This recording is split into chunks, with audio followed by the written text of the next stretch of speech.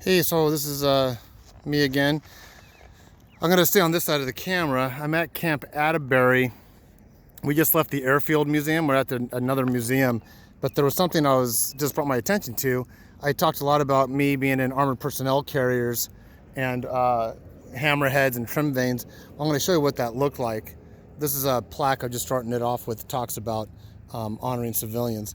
Off in the distance, though, that is called a UH-1 Huey helicopter. That's what I flew around in when I first joined the military in 1987. We used those a lot in Egypt. That was later replaced by the Black Hawk when we came out of Egypt. About 1988-89, Black Hawk helicopters, which I never flown on, was what we used in Egypt. This, I think, is a 1.5 ton.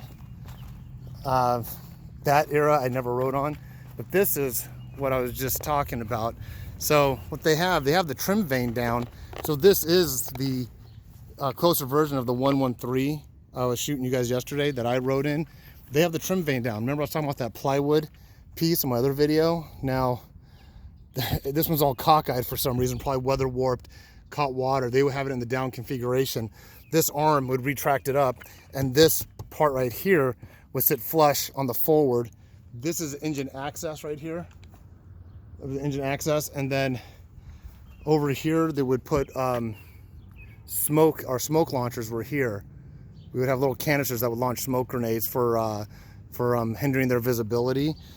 But this is the exact one that I see that are in my videos of my retirement videos. So I would sit in the driver's hatch, which is right here. That's buttoned up. These are periscopes that you could see through on the bottom. I used to have actually a detached one at home. I got rid of it. I wish I didn't. But that, I very rarely rode it with that thing buttoned up like that.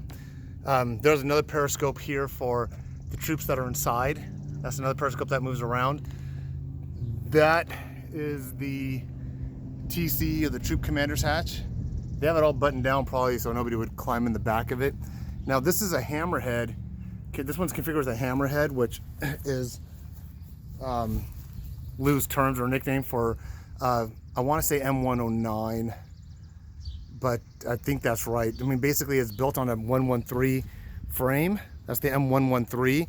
The one I rode around in, as you saw in some of my videos that I'm in my pictures, we didn't have that. Mine would be mounted with like a 50 cal machine gun or maybe a Mark 19. And I was talking about troop hatches yesterday.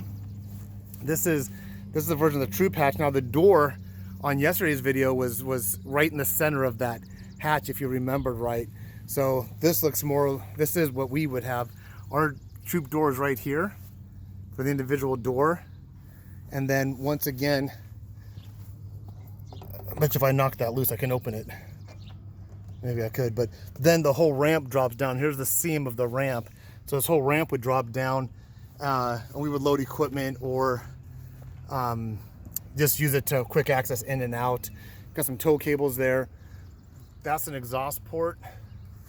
The hammerhead, once it was in loading configuration, it would go forward of the main open hatch so the gunner can actually reload it with two tow missiles, and it would go right back up and get in a firing configuration. I don't know if I ever told people the stories of how we empty out the bilge pumps. They take on water, and when we go amphibious, the water will sometimes go inside the vehicle and go underneath the false floor of a graded metal false floor, and then to pump it out we hit the bilge pumps and the water spurts out of these. So that is the better example of the vehicle that I rode around in, just short of my buddy Tim Osborne. He was a tow operator in one of these vehicles. So it's too bad that trim vane's warped like that. That's a shame. So that, and this over here is a towed howitzer.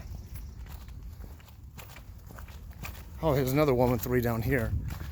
So off in the distance, this is a towed howitzer artillery piece. I'd never dealt with anything like that while I was in. But that, well, gotta get a new selfie stick.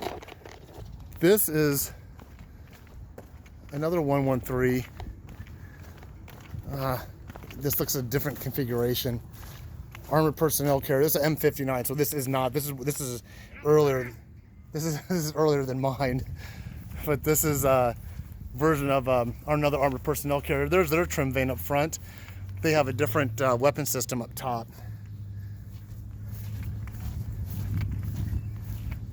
And there's the, doesn't look like much of a gift shop anymore. And there's Tim and Misty. Say hi. Say hi. Tim. I just got done talking about Tim, the guy that drove the 113. Chris and Misty. Chris and Misty. McDonald. McSomething. Hey, have you ever been on a duck tour? Oh, those are fun. So there's your, that's what it looked like when you go on the duck tours like in Seattle or anyplace else. There's your, there's your duck tour boat as it's painted for the military.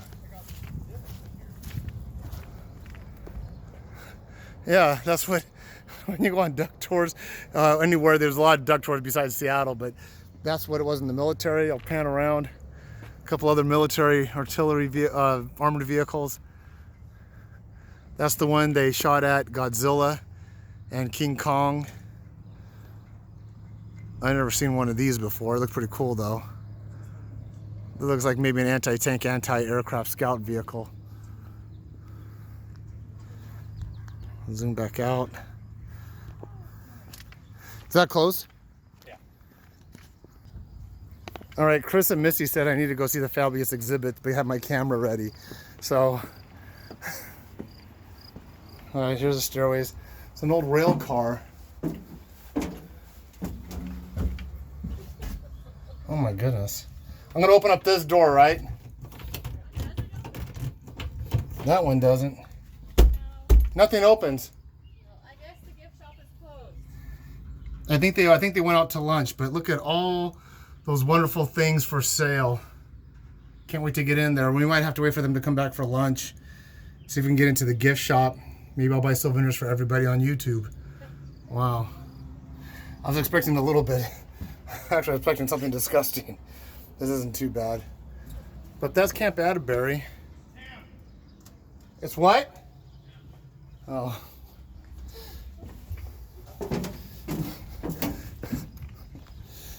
So that's Camp Atterbury. We're on the outside museum. There's an indoor museum too, but we're kind of gonna skip it. And that's what I'm buying before I come home. Put it on the back of the Hulk. I'm trading my sister's car in for that Jeep. That's what I'll be coming home in.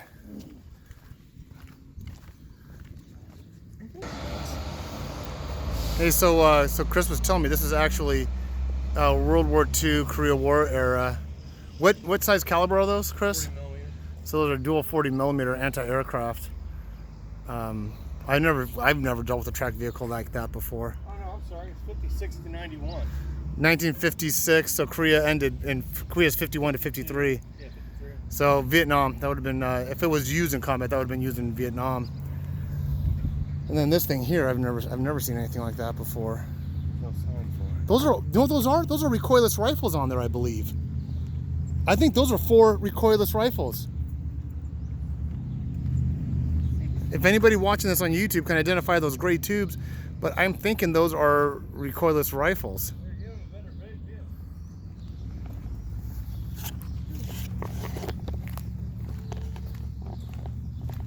Oh man, I almost fell. You know, there's a lot of stuff that the military have designed and built that never really did make it into combat, including some aircraft as in between conflicts. Once again, that's that rocket you see that they shoot at Godzilla, King Kong, Jurassic Park. I have no idea what that is. Rocket launcher, Honest John, M139 Charlie. Your haircut, you sit in the driver's seat as it launches. Oh yeah. Those are M60 main battle tanks, right? These guys? No. No? Those are not M60 main battle tanks. The M60 didn't have that thing sticking out like in the back, right? It was more of a, the turret was more rounded, I believe. 48.